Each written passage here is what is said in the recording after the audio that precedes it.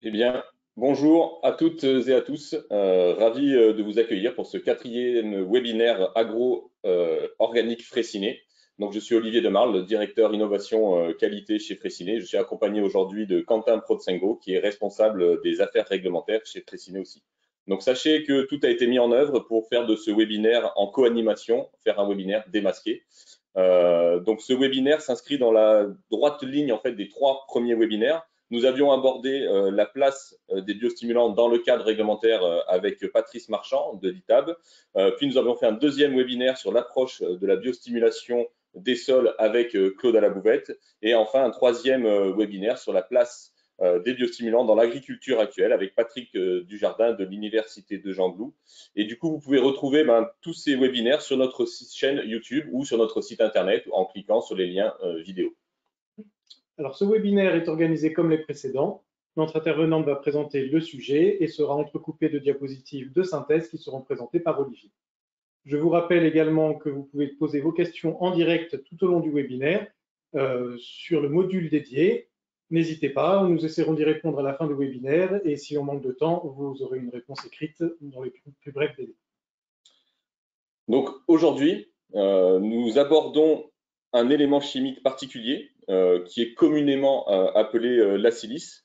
C'est un composé qui est historiquement connu et décrit et nous allons aujourd'hui nous demander si c'est un élément fertilisant ou un réel biostimulant.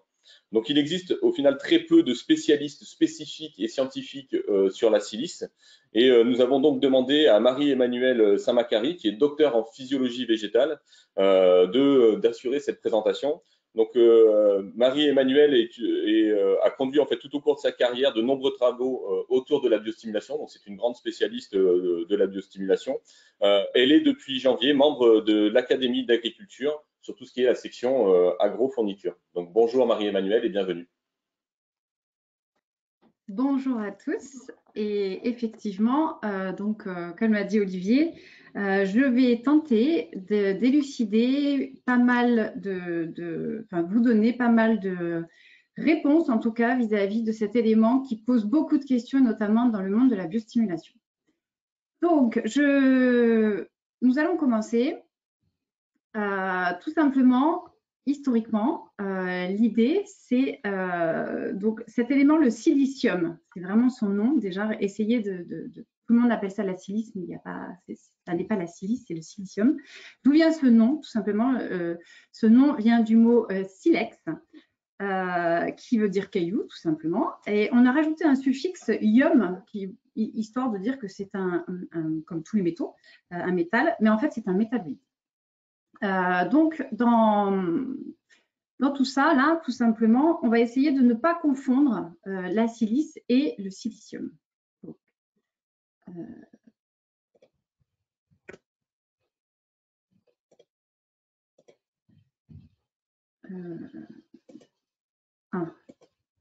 ça y est.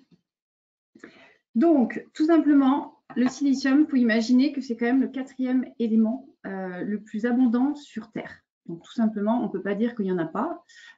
Il est sous différentes formes, donc nous allons les voir. Donc, on peut effectivement dire que le silicium est un élément abondant, mais est-il essentiel? Ça, c'est une vraie question.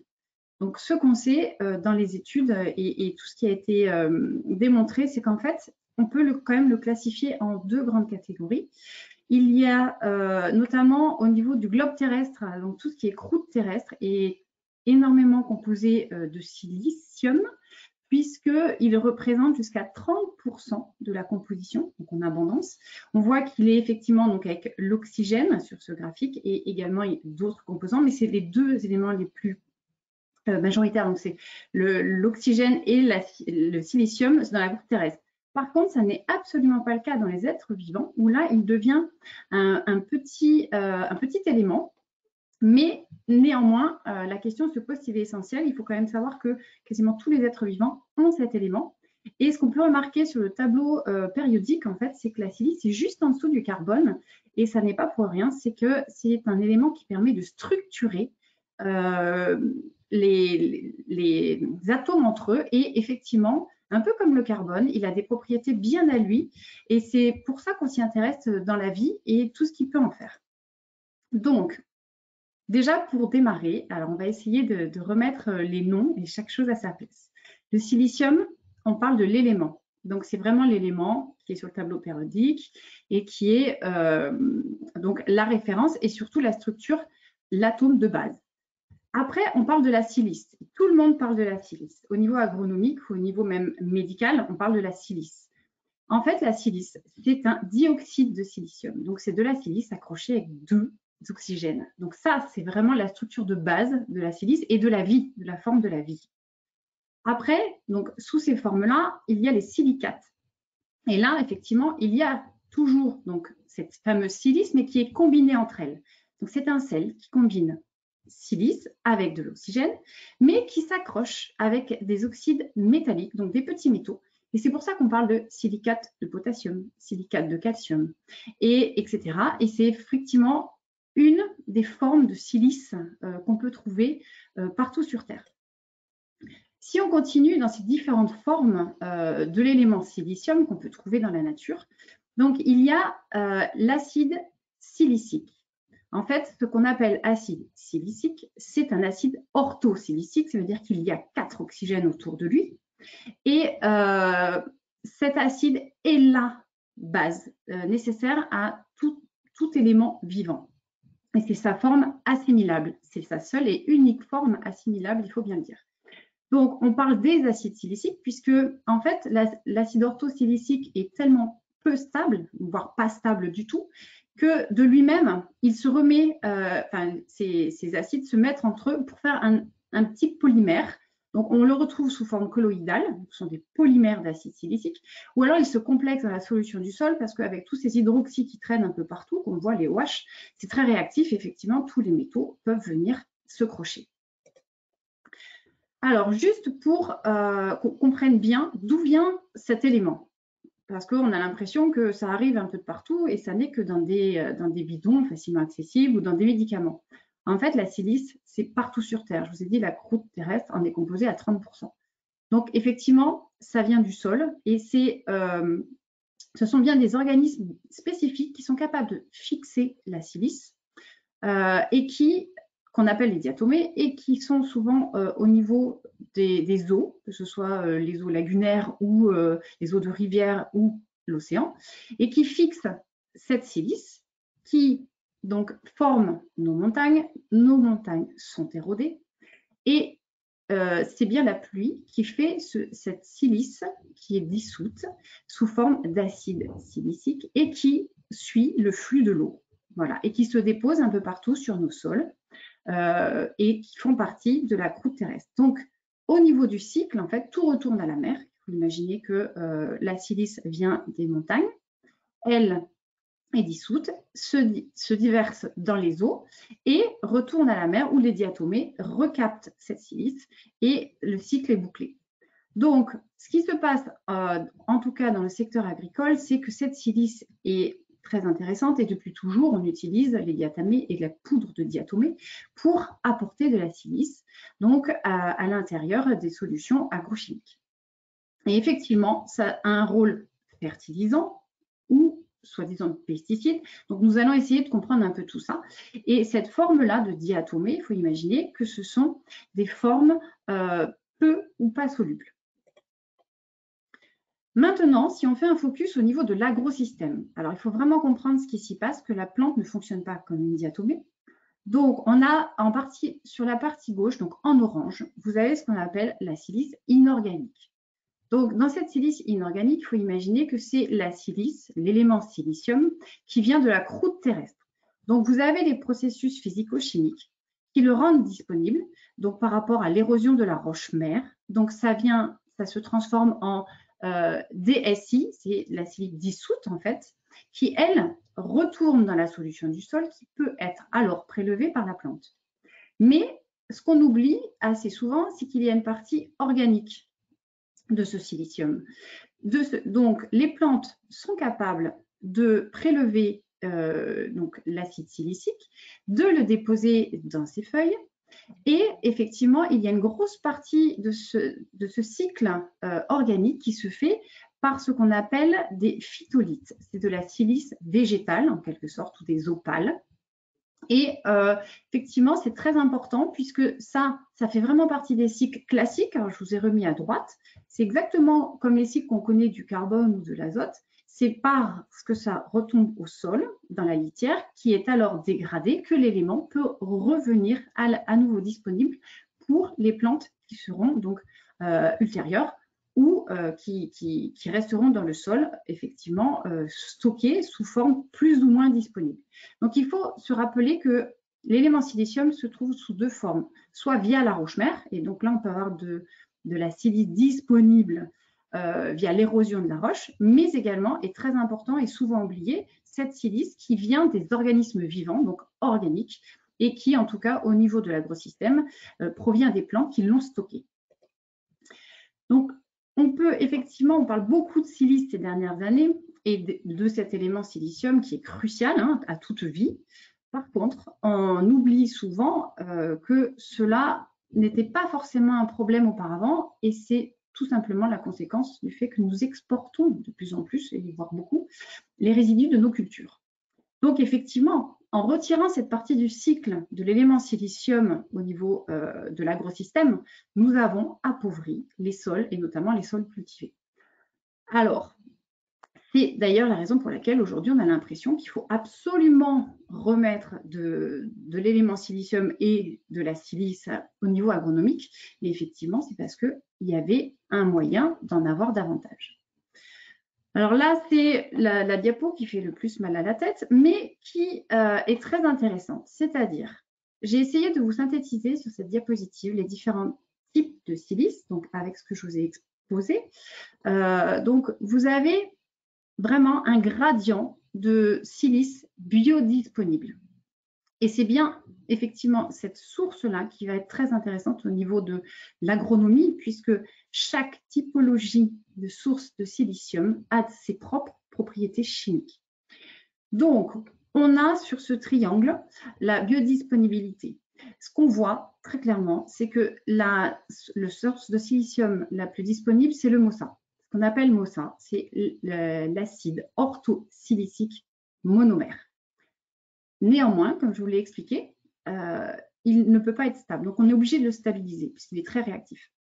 Donc, on peut le trouver dans des solutions. Il est stabilisé par un autre élément en général. Il a le gros avantage d'être directement absorbable et assimilable par les plantes. Et d'ailleurs, on le voit bien puisqu'en général, il est recommandé à des doses finalement assez faibles pour un élément à base de silice. Vous avez ensuite donc, les acides siliciques. Donc, c'est ces acides colloïdaux, en fait. Donc, ce sont des petits oligomères d'acides orthosiliciques. Eux aussi sont disponibles, mais la stabilité est souvent très limitée parce que, notamment au sol ou au niveau des parties aériennes, en tout cas, elles sont tout de suite chélatées ou elles interagissent avec beaucoup d'autres éléments. Donc, les dosages sont un petit peu plus conséquents, on le voit bien. Et donc là, on passerait plutôt sur des doses recommandées en général à 3 à 5 litres hectare par saison. Ensuite, viennent les silicates. Les silicates peuvent se trouver sous deux formes. Donc, tout ce qui est silicate, sodium, potassium, donc, peuvent être sous forme liquide, mais à des pH extrêmement élevés. Il faut imaginer, il faut être au-delà de 9. Donc, effectivement, dans les formules qui sont disponibles, en général, c'est très peu assimilable tel quel. Et c'est la raison pour laquelle, bien que liquide, les dosages sont au-delà de 30 litres par hectare et par saison. Après, nous retrouvons donc tout ce qui va être extrait de roche, les silicates de roche, notamment le quartz. Et là, ce sont des silicates qui sont sous forme solide. On peut les trouver sous forme de poudre ou de granulés. Et là, effectivement, on voit que les quantités n'ont rien à voir avec ce qui est mis pour les éléments à base de silice biodisponibles. Nous sommes aux alentours de 300 à 500 kg par hectare et par saison. Et viennent ensuite, et c'est la grande surprise, je pense, pour beaucoup de gens, les extraits végétaux, les extraits de plantes à base de prêle, de bambou, de yucca, qui sont des plantes très riches en silice. Mais néanmoins, cette source est limitée et au final, très faiblement assimilable à cause de ces fameuses phytolithes. Donc, nous allons rentrer dans le détail, je vais vous expliquer comment ça fonctionne, parce qu'il faut vraiment avoir cette connaissance pour voir effectivement quel est mon problème, quelle est la formule la plus adaptée à mon problème. Et donc, nous allons voir ça ensemble.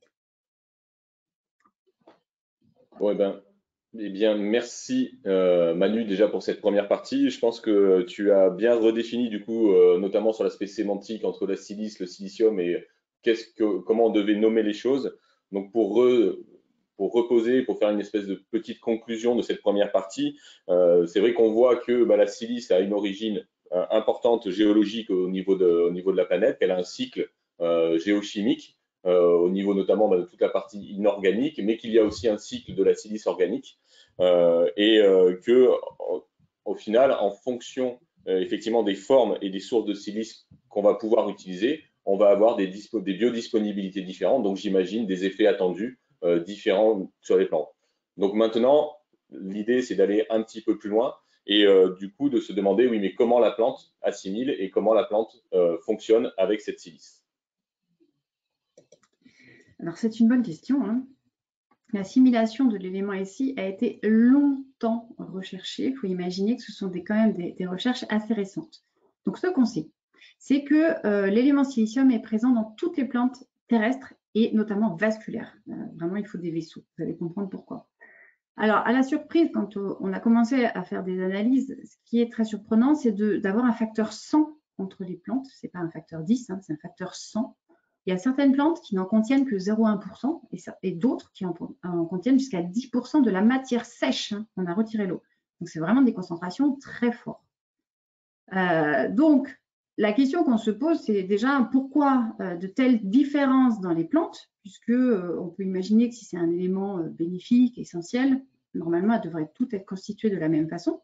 Et puis aussi, finalement, comme la plupart des éléments, est-ce qu'il y a une absorption spécifique du silicium dans ces plantes ou est-ce que c'est une simple diffusion d'éléments comme il en arrive pour d'autres avec l'eau?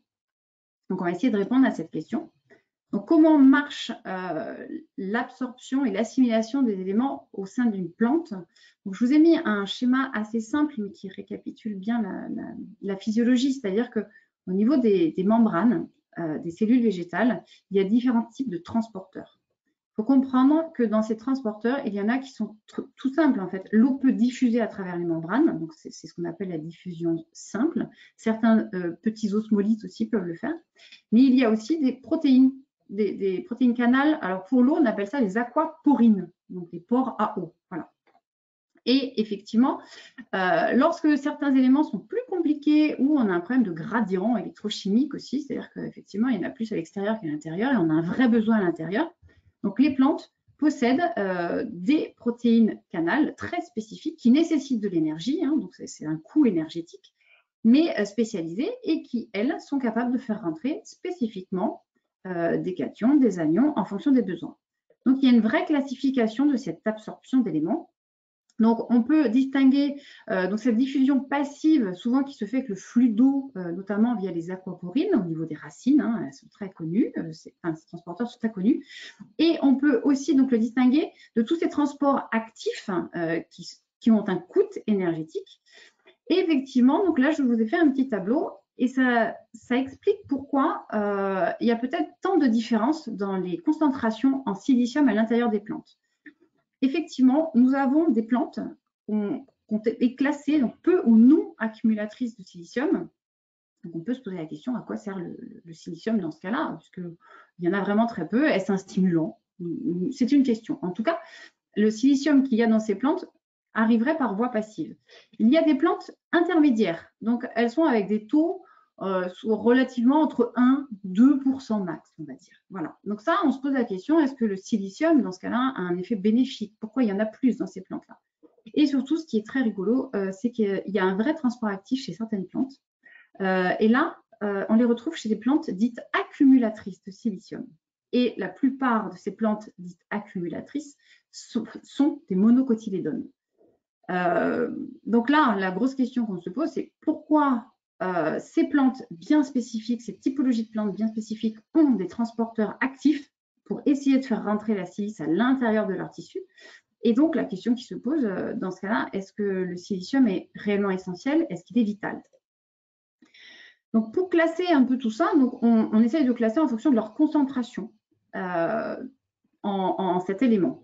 Donc, dans les dans ce tableau, ce qui est vraiment visible et au premier coup d'œil, donc c'est simplifié toujours, il y a peut-être des exceptions, mais vraiment grossièrement, on peut catégoriser d'une part les dicotylédones et d'autre part les monocotylédones. Donc à comprendre, dicotylédones, c'est beaucoup de plantes communes, hein, c'est la tomate, c'est la vigne, c'est le concombre. Et vous avez toutes ces monocotylédones qui recoupent tout ce qui est graminées, céréales, les bambous, bon, la banane, alors ça effectivement il y a des exceptions, c'est une herbe. Hein. Et dans ces deux catégories, on voit clairement qu'il y a dans les dicotylédones, ce sont des plantes qui n'ont pas besoin d'un fort taux de silicium. Donc là, il y en a certaines qui sont autour de 0,1 et 1%, donc ce sont les orties, les cucurbitacées, donc les concombres, les melons. Et il y en a qui en ont vraiment de très faibles doses. Il faut imaginer qu'ils sont inférieurs à 0,1% de leur tissu en matière sèche. Donc, vous avez la fraise, la rose. Et ce qui est rigolo, c'est qu'il y a des études qui démontrent même que certaines d'entre elles, et notamment la tomate et les légumineuses en général, seraient même peut-être réjectrices. C'est-à-dire qu'elles seraient capables d'activer des processus de transport pour essayer de le faire sortir de leur tissu. Alors ça, c'est une grosse question. Mais on ne va pas se concentrer là-dessus aujourd'hui. Par contre, côté monocotylédones, ce qui est sûr et certain, et maintenant là, il n'y a plus de... Vraiment, on sait les classer. Il va y avoir les monocotylédones qui vont être avec des taux assez classiques. Donc, c'est souvent ce qu'on appelle de zones sèches. Donc, 1 à 2% de silice. Et là, c'est l'orge, le blé, le maïs, le sorgho, enfin voilà, les graminées fourragères, la canne à sucre, le bambou. Et vous avez, alors l'exemple le plus flagrant dans les accumulatrices de silicium, c'est la prêle, hein, la prêle qui est au-delà des 10% et qui effectivement est composée en grande partie d'éléments silicium. Vous avez également le riz et donc c'est ce qu'on appelle les graminées de terrain humide. Voilà. Donc, cette partie-là nécessite des transports actifs. Donc, on va essayer de voir maintenant comment fonctionne. Alors, je ne vais pas vous rentrer vraiment dans le détail, c'est pour vous indiquer le flux de cet élément. Donc, naturellement, je dis bien naturellement, chez certaines monocotylédones, donc le riz, l'orge, le blé, le maïs, a été démontré des transporteurs bien spécifiques au niveau des racines et notamment des poils absorbants. Et donc, vous voyez que c'est là où se fait l'absorption de la plupart des éléments du sol qui sont pris par les poils absorbants, qui passent. Et au niveau de la racine, il y a une zone un peu spéciale qui est imperméable et qui met tout le monde d'accord. En fait, c'est une zone où la plante est peu sélective avant, ça peut suivre le flux d'eau et passer par les membranes. Alors, quelle qu'elle soit. Par contre, cette bande de Caspari, en fait, pas du tout. Là, il y a un vrai tri, puisque c'est via la bande de Caspari qu'on rentre à l'intérieur de la plante. Et là, c'est vraiment imperméable à l'eau, déjà. L'eau passe par des systèmes bien définis. Et ce qui est intéressant aussi, c'est que la silice également. C'est-à-dire que là, tous les éléments passent par des systèmes bien définis. Donc là, on a des vrais transporteurs chez certaines plantes. Et il n'y a plus de diffusion passive possible. Et là, ça monte. La silice n'est pas stockée au niveau des racines, au vu des études.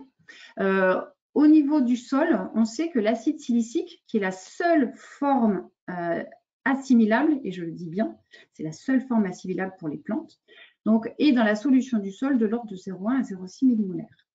Or, le flux de sève monte aux parties aériennes des plantes, donc c'est sur la droite, et là, vous voyez clairement que dans les tissus végétaux, on est quand même à des concentrations au-delà. Donc, ça va être pour son effet, l'effet de la silice.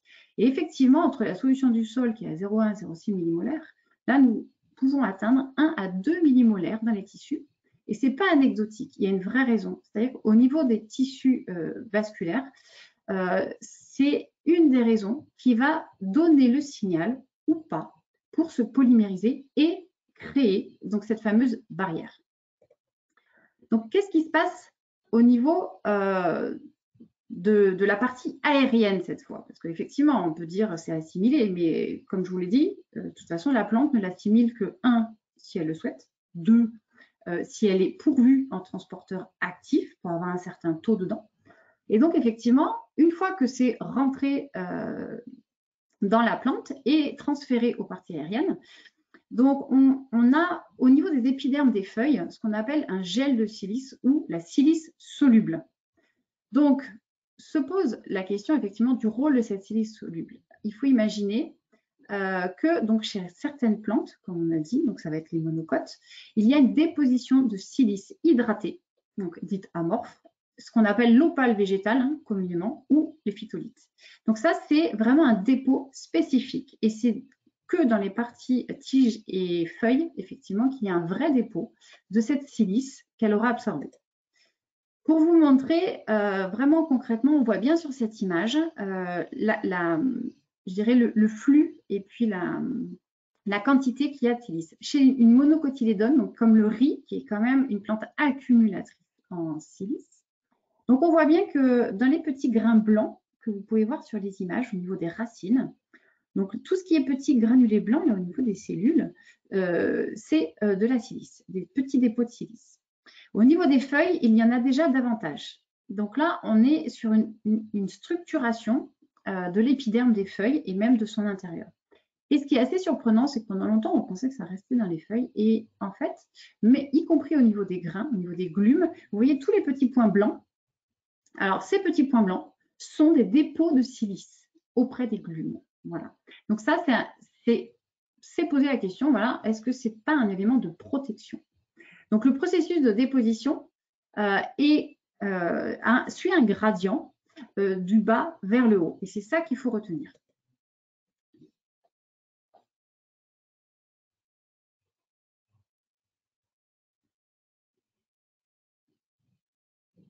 Merci beaucoup, Marie-Emmanuelle, pour cette plongée au cœur de la cellule végétale. Et du coup, on a pu apprécier où se plaçait la silice.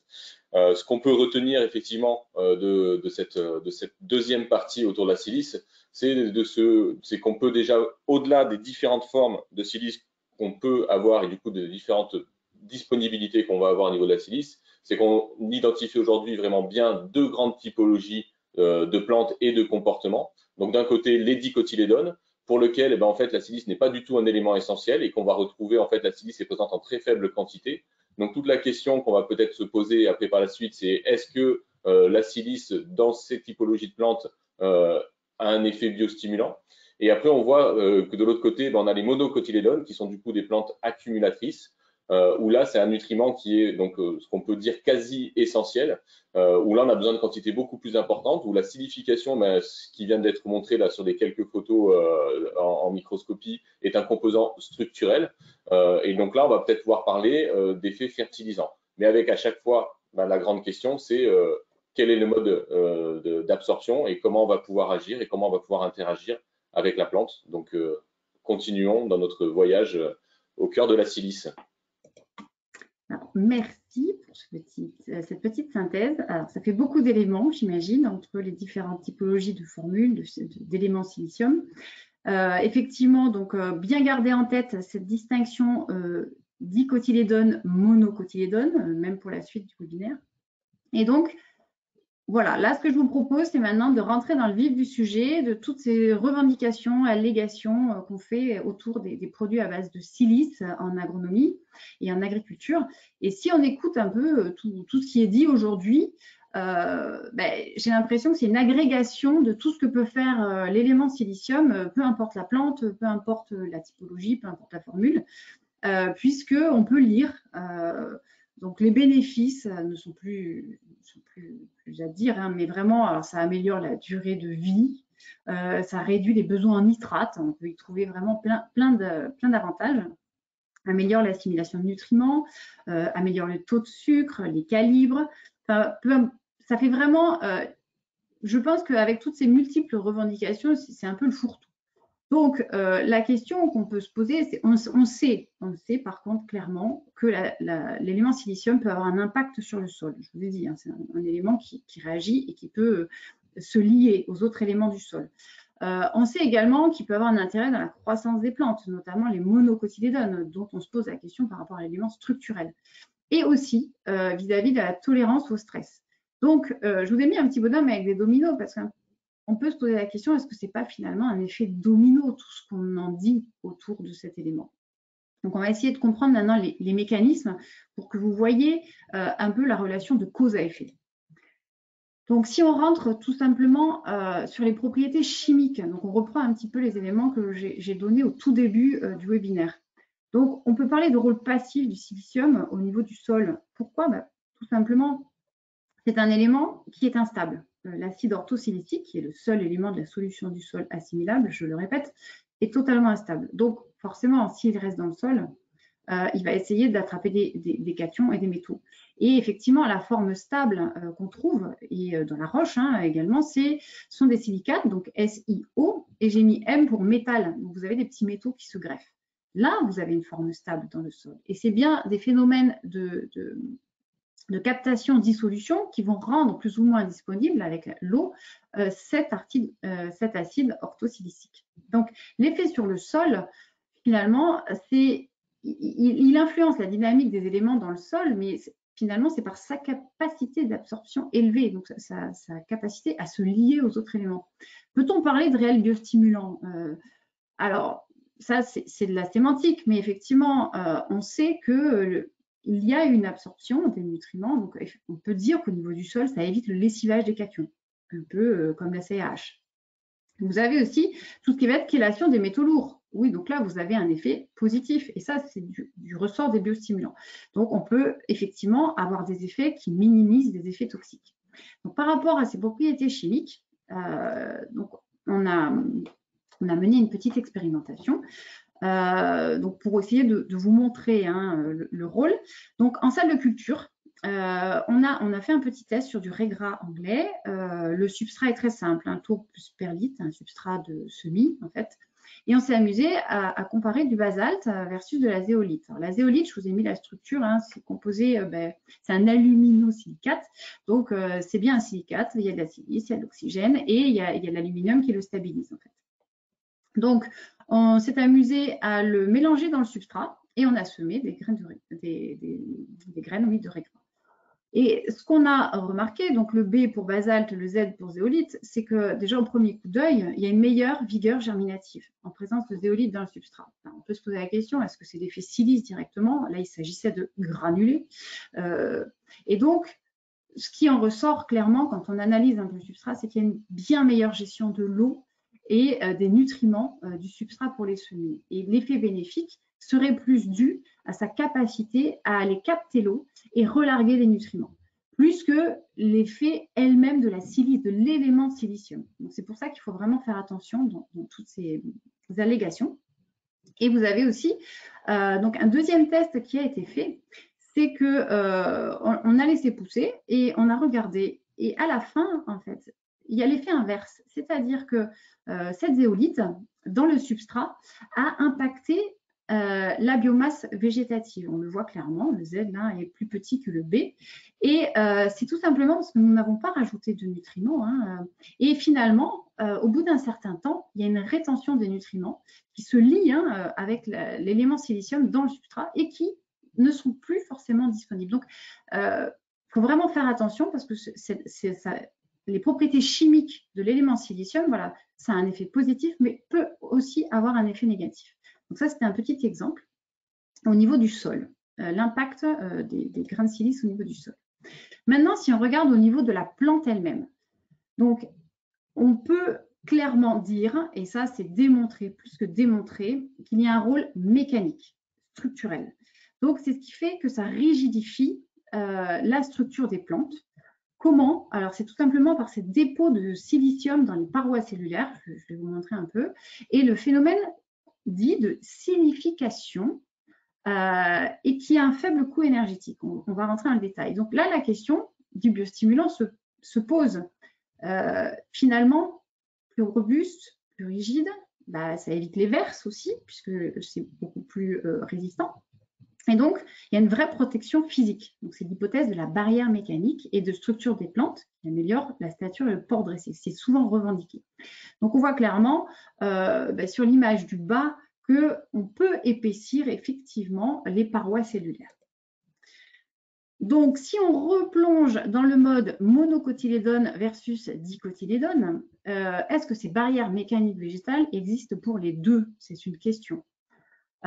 Donc, ce qu'on sait et qui est démontré, c'est qu'il y a effectivement le transport de l'élément silicium jusqu'à l'épiderme des feuilles, donc dans les deux types de plantes, quand elles rentrent.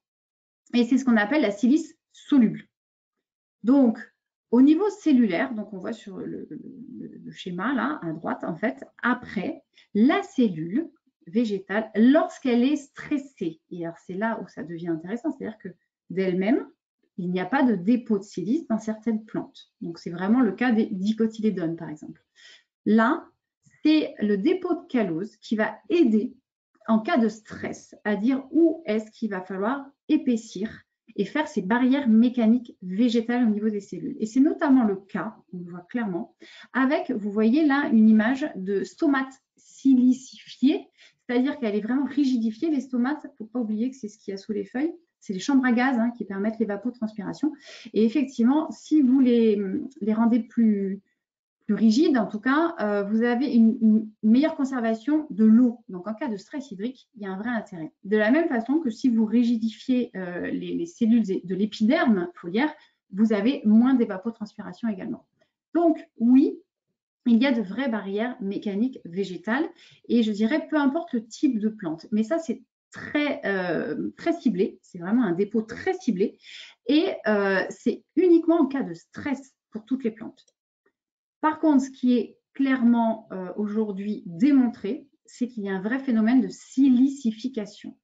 Alors là, je vous ai mis un schéma un peu compliqué. En fait, il faut imaginer que dans les cellules végétales, il y a de la cellulose et viennent se greffer donc l'acide silicique qui provient des racines. On est chez les monocotylédones, donc elle en prélève une grande partie. Donc ça arrive dans l'épiderme des feuilles et sous forme d'acide silicique qui va commencer par former un gel de silice un peu partout sous la cuticule. Et à la fin, donc l'eau s'évapore et ça forme des phytolithes. Il faut imaginer que les phytolithes, c'est quelque chose quand même, c'est pas cristallin, c'est amorphe, mais c'est très concentré, très condensé en silice. Et c'est ce que vous pouvez voir sur la partie droite de cette image où on voit clairement que ça fait une vraie couche avec des billes de silice, d'éléments silicium qui font une couche protectrice. Et ça, c'est vraiment le cas chez les monocotylédones qui sont des plantes accumulatrices. Donc, les chercheurs, quand ils ont découvert ça, se sont posé la question, mais pourquoi les monocotylédones, qui sont souvent des céréales, des graminées, donc des plantes annuelles qu'on a un peu partout, pourquoi elles ont ce phénomène-là par rapport aux autres plantes, notamment les dicotylédones? Et en fait, il semblerait que ce soit une alternative à la lignification. Et c'est un gain énergétique considérable si on fait les calculs, parce que faire de la lignine coûte beaucoup, enfin une grosse partie des photosynthétas que la plante est obligée de faire, c'est du carbone, il faut aller le prendre dans l'atmosphère, et c'est un vrai coût, c'est la photosynthèse. Or, si on utilise la silice, donc cet élément structurant, n'oubliez pas que c'est à côté du carbone dans le tableau périodique, donc avec des propriétés proche. Donc, ça peut structurer avec un très faible coût énergétique. On estime ça à 1/10 par rapport à l'énergie qui aurait été nécessaire pour lignifier. Donc, se pose la question de se dire, finalement, les plantes monocotylédones et notamment les céréales, c'est peut-être leur façon de tenir debout et de façon beaucoup moins coûteuse que d'aller chercher le carbone de l'atmosphère. Et enfin, donc c'est ce fameux rôle anti-stress. Donc là, on va parler de rôle métabolique. On va rentrer à l'intérieur. Est-ce que vraiment ça change quelque chose dans la machinerie cellulaire? Donc, vous allez entendre, et vous entendez énormément de choses sur son rôle anti-stress. Ça induit des réponses biochimiques, métaboliques. Est-ce que ça ne serait pas un activateur des systèmes de défense globaux, antioxydants par exemple? Donc, oui, on sait aujourd'hui qu'il y a un vrai signal cellulaire avec cet élément silicium. Ça améliore l'assimilation des nutriments et ou de l'eau. Mais est-ce que c'est finalement avec le flux d'eau? On se pose la question. On sait également qu'il est dit que c'est un tonifiant du système de défense. C'est un stimulateur, un potentialisateur? Se pose la question. Et surtout, rien n'a été démontré aujourd'hui. On n'a jamais trouvé de molécule avec l'élément silicium à l'intérieur qui ait des propriétés de défense directe. Donc, c'est là où vraiment se pose la question. Et pareil, il n'a jamais été démontré que ça stimulait les voies de défense systémiques des plantes. Donc, ça reste toujours en suspens. Donc, la question, est-ce que c'est une cause ou une conséquence de cette rigidification des parois, des tissus, avec cet effet, enfin, avec cette hypothèse qui reste quand même en suspens et qui aujourd'hui, en tout cas du côté de la recherche, on pense que c'est un effet indirect qui est privilégié par rapport à cet effet direct qui chamboulerait toute la machinerie cellulaire. Pourquoi? Quand on regarde ce rôle métabolique, effectivement, il y a un vrai renforcement de la paroi cellulaire, je vous l'ai montré. Donc, il peut être après un stress chez les dicotylédones ou de façon constitutive chez les monocotylédones. Donc, forcément, si vous avez une paroi plus épaisse, vous avez une réduction des pertes en eau. Donc, meilleure résistance vis-à-vis des stress thermiques, hydriques, y compris salins. De la même façon, vous avez une protection mécanique aux UV, aux agresseurs, y compris les insectes phytophages, puisque vous avez une paroi bien plus épaisse et souvent, ce n'est pas appétant du tout. Et en plus, chez les mono- et dicotylédones, vous avez cette capacité effectivement d'aller à des endroits très précis avec ce dépôt de callose qui accompagne les voies de défense, celle-ci. Par contre, le dépôt de callose est un marqueur des voies de défense systémique, mais là, la silice se greffe avec la callose vis-à-vis des agressions extérieures. Donc, effectivement, c'est tout ce rôle métabolique et peut-être une conséquence et non pas à l'initiative. Et enfin, pour continuer et finir sur ce rôle métabolique, donc on a effectivement une vraie gestion du potentiel hydrique par la transpiration. On sait qu'on a une optimisation du métabolisme antioxydant, les fameux ROS. Le recyclage des nutriments qui est géré par la balance C/N. Et sur le schéma du bas, il a été démontré donc en recherche effectivement que si vous mettez de la silice, donc là sous forme soluble ou du gel ou voilà le SiO2, le dioxyde de silice qui est ici, donc la silice, vous avez une vraie protection vis-à-vis du flux d'eau, donc potentiel hydrique. Et quand vous protégez la cellule et son fonctionnement cellulaire, parce qu'elle peut continuer à fonctionner normalement par rapport au stress qui peut se passer dans l'environnement, vous voyez, sur la partie droite, je vous ai mis un schéma qui est très simple, c'est-à-dire qu'en fait, la silice, de par toutes ses capacités physiologiques sur la cellule, fait pencher la balance, c'est-à-dire qu'il y a beaucoup moins de dommages et donc en fait la plante s'adapte beaucoup mieux et peut continuer à travailler de façon normale.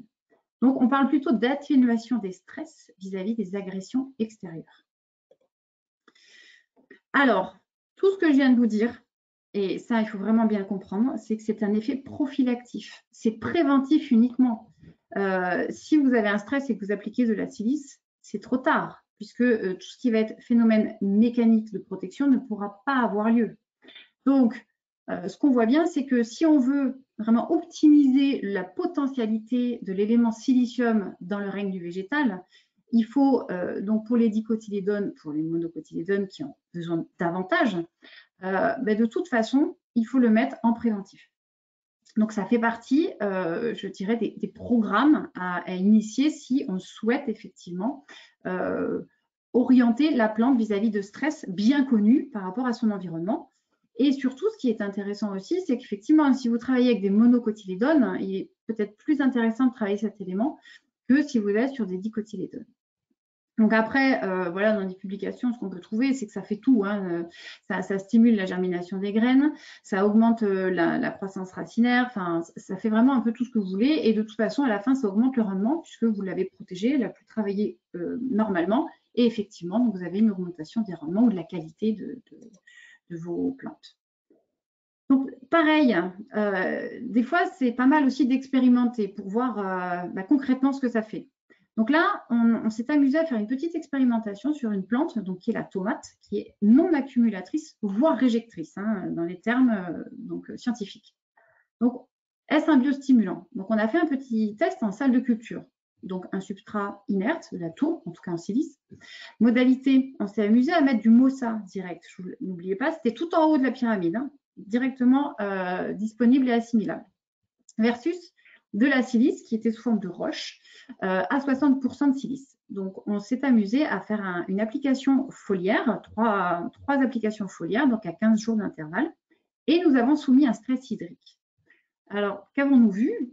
On voit très clairement que peu importe la forme de silice sur une plante qui n'est pas accumulatrice, clairement, vous avez une protection vis-à-vis du stress hydrique. Quand on voit le témoin qui, lui, ne gère plus du tout ses flux d'eau par rapport au MOSA et à la silice, donc dite inorganique de roche, qui, elles, ont un port dressé, qui se tiennent bien, qui ont une couleur verte, qui ont continué à travailler, effectivement, on peut clairement dire que la silice a un impact en cas de stress sur ces plantes-là. Donc, on parle de signalétique anti-stress qui a été donc démontré sur ces plantes de tomates.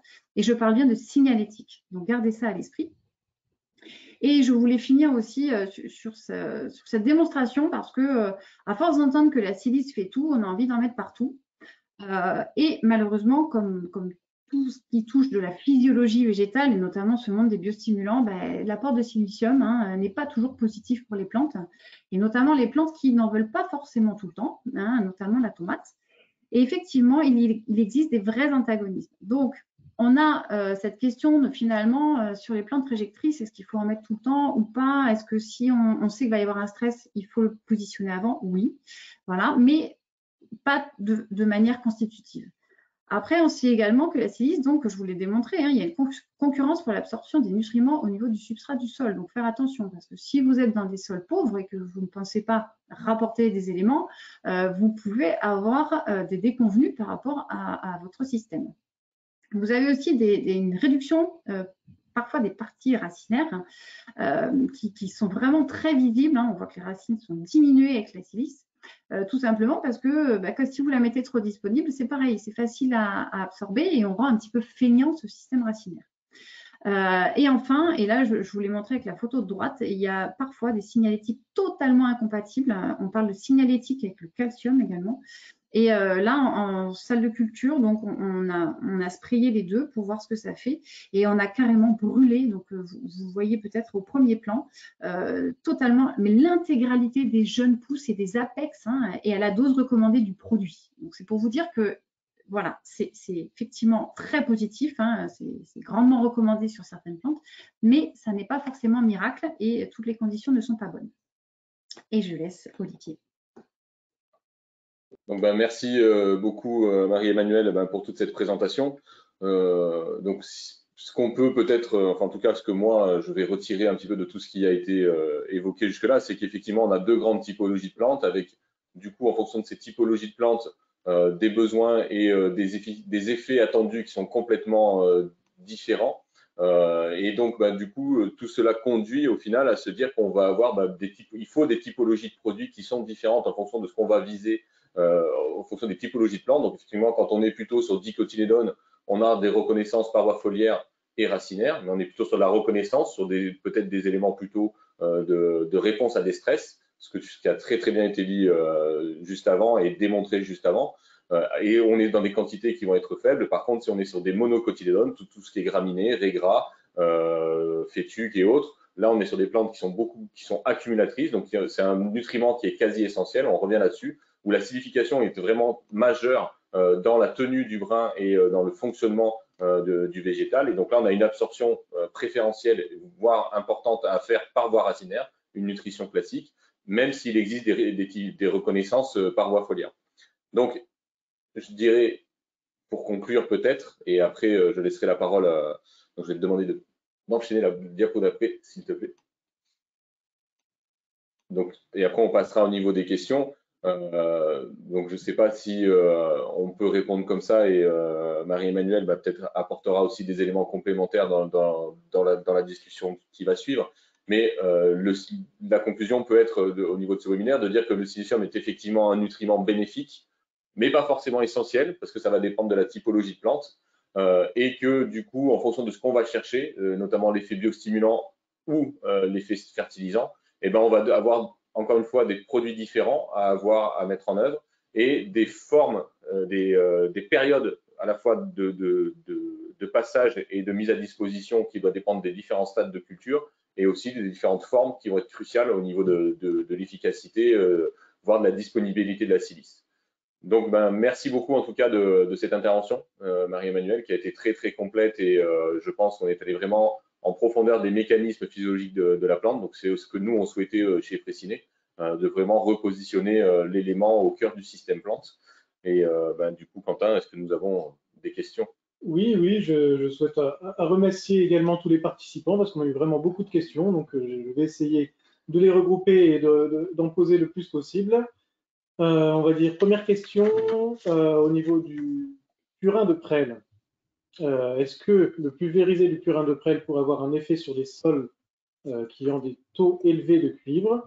Et deuxième question au niveau du purin de prêle, sous quelle forme se présente la silice apportée? Alors, au niveau du purin de prêle, donc j'ai montré, ça dépend vraiment du niveau de décomposition, comme on peut faire le parallèle avec la litière pour le carbone, du niveau de décomposition obtenu des phytolithes, parce que dans la prêle, il y a vraiment des phytolithes. Donc, c'est vraiment l'action des micro-organismes dans le purin qui va rendre disponible. Donc, c'est très compliqué à répondre parce que selon chaque sauce en fait, de purin peut avoir sa quantité distincte de silice assimilable, et c'est là où ça devient très compliqué parce que cette information est souvent très peu donnée. Donc, il y a forcément une forme biodisponible dans les purins de prêle, je dis bien pas la prêle elle-même, la poudre de prêle, c'est pas le cas, mais dans les purins qui ont été effectivement soumises à micro-organismes. Donc, ça rejoint un peu ce qui a été fait au niveau de la décomposition au sol. Par contre, on est très, très loin, effectivement, des quantités qui peuvent être apportées aux plantes, puisque la dégradation de phytolithes, ne faut pas imaginer que ce soit beaucoup plus simple que la dissolution à partir de la roche-mère. Donc, voilà. Donc, c'est une forme de silice, c'est ce qui est le plus facile à utiliser, issu de plantes, prêle et bambou d'ailleurs, mais effectivement, ce n'est pas très concentré en éléments silicium biodisponibles. Voilà. Merci. Alors, une autre question, ou plusieurs questions étaient liées à la vigne. Est-ce qu'il y a un intérêt à utiliser cet élément, donc la silice, pour la vigne? Si oui, quand est-ce qu'il faut le mettre et quelles sont les meilleures conditions, les conditions optimales d'application de ce type de produit? Alors, je vais répondre très simplement. Pour la vigne, oui, il y a un intérêt. La vigne est une dicotylédone pérenne, certes, mais est une dicotylédone. Donc, l'effet signalétique peut être très fort sur la vigne. Et la silice a notamment un intérêt vis-à-vis des stress, de tous les stress environnementaux. Par contre, clairement, donner de la silice au pied de la vigne n'est pas forcément le meilleur moyen, comme ça a été démontré, c'est-à-dire que chez les dicotylédones, il vaut mieux faire des pulvérisations par voie foliaire avant stress. Alors, le positionnement est clé, pour que la plante puisse réagir lorsque ces stress vont arriver, ou alors de le faire de façon récurrente, mais avec des micro-doses. Alors, c'est là où il faut faire très attention aux solutions qui sont commercialisées, c'est-à-dire que ce que je disais, toutes les solutions ont l'air d'être bonnes, mais si vous donnez trop d'éléments silicium à la plante, elle va même essayer de s'en débarrasser. Donc, elle va faire un coût énergétique. Vous allez avoir l'effet inverse de ce qui est attendu. D'où vraiment une qualité, alors non pas de la pulvérisation, mais de la solution qui est apportée, la petite quantité de façon préventive à faire. Voilà, donc mais sur le terrain, je pense que tous ceux qui l'ont testé et qui sont soumis à des stress thermiques et hydriques pourront dire qu'il y a un vrai intérêt vis-à-vis de la silice. Merci. Alors, il y a une question un peu originale qui n'est pas vraiment sur l'utilisation de la silice, mais je vous la pose. Alors, la prêle pose régulièrement un problème parce que c'est une plante invasive. La silice lui étant essentielle, est-ce qu'il y a un moyen de bloquer son assimilation et ainsi limiter son développement?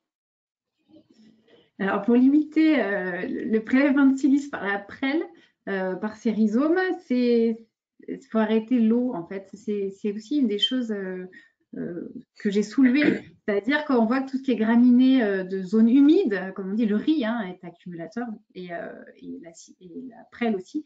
C'est-à-dire que finalement, c'est l'humidité qui amène ça. Et après, ce qu'on peut faire, c'est acidifier. Si on acidifie les sols, elle va se polymériser, effectivement, est beaucoup moins disponible pour les plantes. Mais le problème, c'est que c'est assez général. Et après, on risque de bloquer pour toutes les plantes, y compris celles qui en ont besoin. Mais l'avantage, la prêle pose problème, mais finalement, elle ne pose pas trop de problèmes dans les systèmes où on est en monocode-dicode, puisqu'elle a un fort besoin, mais les autres n'en ont pas besoin. Donc, c'est là où je pense que l'approche système peut avoir un gros intérêt. Merci. Plusieurs questions concernant le basalte. Alors, est-ce que le basalte contient la silice déjà? Est-ce qu'il y a un intérêt de l'apporter en vigne? Et également, une dernière question au niveau du basalte, est-ce que sur des graminées, l'apport doit être régulier et à quelle quantité? Le basalte contient de la silice, oui, ça clairement, mais comme beaucoup de cristaux, donc qui contiennent de la silice. Mais bon, bah, sucez des cristaux et c'est pas comme ça que vous aurez votre élément silicium. Donc c'est là où ça devient compliqué. Oui, c'est constitué énormément de silice, hein, et d'ailleurs c'est classifié, le basalte est classifié selon sa teneur en silice. Donc il y a plusieurs types de basalte et en fonction de sa concentration en silice. Oui, le basalte est une source, mais c'est pas directement disponible. Il faut, comme la roche-mère, hein, qui passe sous des processus biochimiques ou chimiques pour à nouveau rendre l'acide silécique disponible. Et vis-à-vis des applications foliaires, donc là, on va être plus sur l'approche signalétique et c'est là où il faut faire très attention à la dose. C'est pour ça que dans ce webinaire, j'ai vraiment voulu faire le focus sur cette dichotomie. Les doses n'ont rien à voir hein, si vous passez sur une monocote ou une dicote. Et en termes de signalétique, qu'elle soit monocote ou dicote, par contre, il faut des infimes doses. Les plantes se sentent agressées avec ces formes de silice minéral. Hein, et si vous en mettez de trop, vous allez brûler. Brûler, elle va avoir des réactions de défense, de nécrose. Donc, c'est là où il faut faire très attention à ces pulvérisations foliaires, y compris sur monocote. Parce que là, on n'est pas sur l'assimilation, hein, je le dis clairement. Très bien. Nous avons également des questions concernant les gazons sportifs. Est-ce que l'apport de silice a un réel impact sur l'arrachement, un impact de résistance sur l'arrachement, ou est-ce que c'est juste une résistance au stress hydrique? Et également des effets sur le sol. Est-ce que l'utilisation de silice sur les terrains sportifs a un effet sur la capacité de rétention en eau ou la capacité d'échange cationique? Alors oui, c'est une bonne question et c'est vrai que c'est un peu la dualité qu'il y a sur ces terrains sportifs. Parce qu'on a besoin de silice, on est sur des monocotes qui en ont quand même un fort besoin, et notamment, comme j'ai montré, pour leur rigidité, leur port dressé, enfin, pour plein de qualités du brin. Et à côté de ça, on peut minimiser le système racinaire hein, en mettant de la silice, puisque effectivement, elle va concentrer tout dans ses parties aériennes et moins dans les parties racinaires. Donc, c'est assez compliqué à gérer. Je pense que c'est pour ça aussi que donc, dans la conclusion, il y a cette question du timing. C'est-à-dire que quand la plante est vraiment sur son mode où il faut qu'elle refasse des racines pour s'implanter, je pense que ce n'est pas le moment idéal forcément de mettre de la silice, alors attention, biodisponible. Vous pouvez mettre de la silice qui sera dégradée doucement dans le temps. Et de la même façon que par rapport à des stress qui vont être faits, donc notamment tout ce qui va être agression, hein, y compris l'arrachement, là, effectivement, la silice va jouer un rôle intéressant puisque c'est cette résistance et cette rigidité de la plante qui va jouer. Donc, c'est là où c'est assez complexe, c'est-à-dire que je pense que c'est vraiment sur une monocotylédone de terrain de sport qu'il faut jouer sur les différents types d'apports en fonction du stade de la plante, alors même s'il n'y a pas 36 stades, hein, mais clairement, il y a des périodes où il faut favoriser l'enracinement qui ne sont pas intéressants pour mettre de la silice biodisponible et des moments où on va favoriser la qualité du brin vis-à-vis des stress environnementaux. Et là, il faudra passer effectivement sur des silices biodisponibles et peut-être de signalétique en foliaire pour justement l'aider à contrer ces stress. Une autre question, sous quelle forme est contenue la silice dans la zéolite? C'est une roche, donc c'est un élément silice. La zéolite, donc je l'ai montré, c'est un aluminosilicate.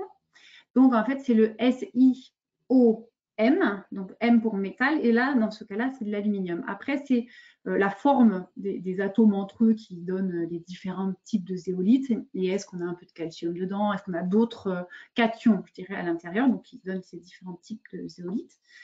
Donc, voilà, oui, la zéolite est à base de silice, mais il y a des zéolites qui sont à 10% et il y a des zéolites qui sont à 60%. On a vraiment différentes typologies de zéolite.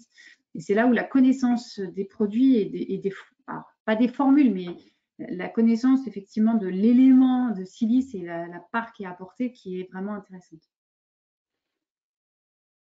Peut-être une dernière question? Oui, on a On a le temps? On a encore le temps des questions. Il y a beaucoup de questions, donc merci beaucoup à tous. Continuons, on va essayer de répondre à toutes les questions. Alors, comme l'a dit Quentin tout à l'heure, si on n'arrive pas, on va essayer d'aller jusqu'à 12h15 et ensuite on vous libérera. Donc toutes les questions qui n'auront pas eu de réponse, on vous répondra après par écrit dans la suite. Alors, des questions axées plutôt effets phytosanitaires, on va dire, de la silice. Alors, est-ce que la structure microscopique en lame est réellement efficace contre les ravageurs? Et l'autre question, est-ce qu'il y a déjà eu des essais sur green et terrain de sport en utilisant de la silice contre les maladies du type de la sport ou pyricularia? Alors, là, on arrive vers le terrain. Je l'ai dit dans le webinaire, c'est-à-dire que j'ai participé à beaucoup de travaux, de réflexions vis-à-vis même des SDP, donc le côté PPP, produits phyto. En fait, la silice, aujourd'hui quand même, ce qui est vraiment prouvé, c'est son effet barrière mécanique. Et vis-à-vis de cette barrière mécanique, oui, on sait que ça a un impact parce que un champignon qui a besoin de germer comme la périculariose au niveau foliaire, pour pénétrer l'épiderme de la feuille, a besoin d'une certaine pression. Et plus l'épiderme est épais et compliqué à pénétrer, et effectivement, moins il aura de chance d'y arriver. Donc là, c'est vraiment, je dirais, un combat physique entre la qualité du brin et plus une plante va être silicifiée chez les monocotylédones, plus elle a de chances de résister aux attaques des pathogènes ou en tout cas ralentir parce que c'est beaucoup plus compliqué aux maladies donc cryptogamiques, les champignons notamment, à pénétrer et à se multiplier à l'intérieur. Donc ce côté phyto, aujourd'hui, se pose la question du côté SDP, mais comme je disais, aucune molécule n'a réussi à être démontrée avec un effet, même ayant un rôle sur le système de défense des plantes. Donc c'est pour ça qu'on ne le classe pas en SDP. Et oui, ça a un impact, mais c'est une barrière. C'est comme vous, aujourd'hui, vous avez tous des masques sur le nez, c'est pour éviter d'avoir le virus. Merci. Alors, on va passer peut-être à des questions un peu spécifiques sur différentes cultures. Alors, première question au niveau du riz. Est-ce qu'un apport de silicium peut limiter l'absorption d'arsenic par la plante et en limiter la concentration dans le grain? D'autres questions également. J'en pose une deuxième. Est-ce qu'il y a un intérêt à utiliser de la silice sur des cultures pérennes, type arbre fruitier? Alors, par rapport aux métaux lourds, clairement, il y a un intérêt. Alors, parce que là, j'ai mis en avant l'effet sol avec toutes ces liaisons aux métaux. Donc, déjà, au niveau du sol, ça temporise la disponibilité de ces éléments métalliques. Mais par contre, on sait aussi effectivement que la silice, donc dite soluble, au niveau des tiges, des épidermes, a ce rôle aussi, puisque, y compris à l'intérieur des tissus, elle peut les capter. Donc oui, il y a un intérêt, et c'est pas que pour l'aluminium, c'est tout ce qui va être cadmium. Enfin, il y a beaucoup d'intérêt vis-à-vis des métaux lourds, et ça atténue les stress, comme on l'a démontré. Donc ça, c'était pour cette première question. Là, du coup, peut-être pour une question moi qui me vient complémentaire, c'est-à-dire que sur ces problématiques d'arsenic ou de métaux lourds, si j'apporte n'importe quelle forme de silice au sol, je vais bloquer les métaux lourds. Et je sais qu'il y a une question qui a été posée au début là sur la partie cuivre. Donc ça veut dire que si j'apporte sur un sol qui a eu des grosses quantités de cuivre, des silices apportées au sol, je vais bloquer mon cuivre? Non, parce que alors là, les liaisons ne sont pas les mêmes.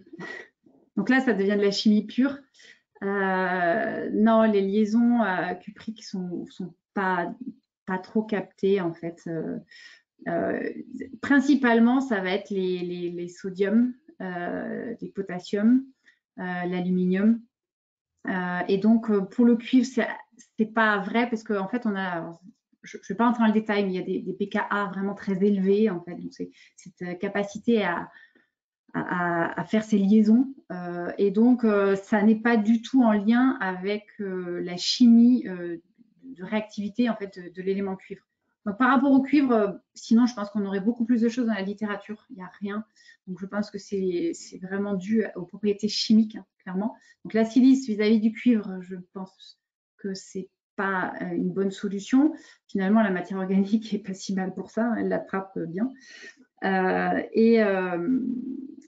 Et par rapport aux plantes, donc autres plantes pérennes aussi, il ne faut pas oublier que ce que je dis, alors attention, parce que cette silice soluble, c'est pour ça que la première partie du webinaire était vraiment comment elle rentre, cette silice, et qui en veut en fait dans les plantes. Il faut imaginer que quand vous avez des plantes qui sont inférieures à 0,1%, même de silice dans la matière sèche, donc y compris soluble et pas soluble, comprenez que c'est tellement faible que cette partie réactivité interne ne peut avoir lieu. Donc, voilà, c'est tellement lié à la capacité physiologique à la plante à avoir cet élément, à être capable en fait de l'utiliser. C'est tout simplement ça. Il y a des plantes capables qui ont évolué avec l'élément silicium et qui s'en sont servis. Donc ça, c'est le cas des monocotylédones qui s'en servent pour économiser du carbone. Voilà, elles sont un peu feignantes et c'est pas mal.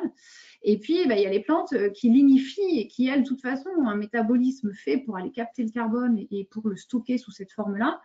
Et alors, il y a une chose que je n'ai pas dite et qui est assez intéressante, c'est-à-dire que, contrairement au carbone, la silice, une fois qu'elle est cristallisée, ne peut pas être remobilisée. C'est-à-dire que le phénomène de silicification bloque la silice en l'état. Elle ne peut pas être redigérée à l'intérieur de la plante pour être emmenée ailleurs, ce qui n'est absolument pas le cas du carbone. Il peut être remobilisé. Donc, c'est vraiment deux stratégies distinctes. Il y a celles qui ont un cycle court, qui se disent, de toute façon, j'ai qu'un an, donc je ne vais pas m'embêter à aller chercher et avoir un coût énergétique très important. Et il y a les autres, comme les plantes pérennes, qui de toute façon font du stockage de carbone, de sucre, hein, c'est du carbone, et qui, elles, savent utiliser le carbone et savent le remobiliser. Donc, on a vraiment deux stratégies par rapport aux plantes. Et c'est une des raisons pour laquelle l'élément silicium, chez certaines plantes, n'a pas d'intérêt, si ce n'est le côté signalétique qui, ponctuellement, peut avoir un intérêt pour la prévenir d'une agression. Voilà. Merci. Alors, on me rappelle bien évidemment dans le chat de faire attention à la réglementation entre biocontrôle et biostimulant. Alors ici, on est sur un webinaire purement scientifique pour expliquer un peu toutes les efficacités de la silice. Mais bien sûr, ne pas utiliser un produit biostimulant pour une efficacité phytosanitaire. Vérifier bien sûr l'AMM du produit ou bien que ce soit un produit de biocontrôle autorisé pour les différents usages. Non, tout à fait, c'est quelque chose d'essentiel. Je peux vous renvoyer d'ailleurs, comme je vous l'ai dit au début, au premier webinaire que nous avions réalisé sur justement cet aspect réglementaire, et c'est très important de resituer entre l'efficacité scientifique, donc ce qu'on sait qu'on peut en faire, et ce qu'on a le droit de mettre sur le marché. Donc là, il y a des fois un peu des deux mondes qui se parlent pas toujours, mais qui doivent permettre de décoder les choses. Peut-être encore une dernière question, et après on vous laissera. Allez, dernière question, bon, au hasard. Est-ce que l'excès de silice pourrait-elle être la conséquence de la chute de l'APEX qu'on voit dans certaines parcelles en Champagne? Alors, c'est compliqué. Je ne pense pas, ou alors ce sont des brûlures, effectivement. Mais ça, il suffit de regarder les doses. Vraiment, volontairement, hein, si vous re-regardez le Wahoo, j'ai souhaité faire apparaître les doses. Il faut imaginer que pour la signalétique, on est de l'ordre du milligramme jusqu'au gramme.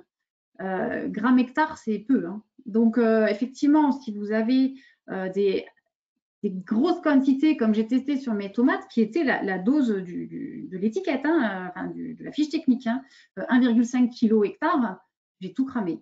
Donc, c'est difficile à répondre. Il y a plein de possibilités pour effectivement nécroser les apex, mais ça peut être une des raisons si effectivement la dose est trop conséquente pour une plante pérenne. Bon, très bien. Merci beaucoup, Marie-Emmanuelle, de la qualité de l'intervention. Je pense que voilà, tu nous as permis de peut-être mieux cerner, de mieux comprendre et de vraiment voir les dichotomies au niveau des plantes et les différentes formes d'assimilation. Donc, merci et bravo, parce que l'exercice n'est pas toujours aisé dans un laps de temps aussi court. Merci aussi à Quentin et à Mathieu qui est lui dans le back-office sur toute la réalisation de ce 4e webinaire. Et merci aussi à tous de nous avoir suivis parce que vous avez été encore très nombreux à vous connecter ce matin sur cette session courte là de 1 heure. Et donc c'est quelque chose qu'on va renouveler et donc on peut déjà se donner rendez-vous à peu près sur le mois d'avril. On vous promet un nouveau webinaire agro-organique Fraissinet pour continuer à aller un peu plus dans cette connaissance et dans le partage de cette connaissance scientifique avec vous. Donc, merci à tous et très belle fin de journée. Merci beaucoup. Au revoir.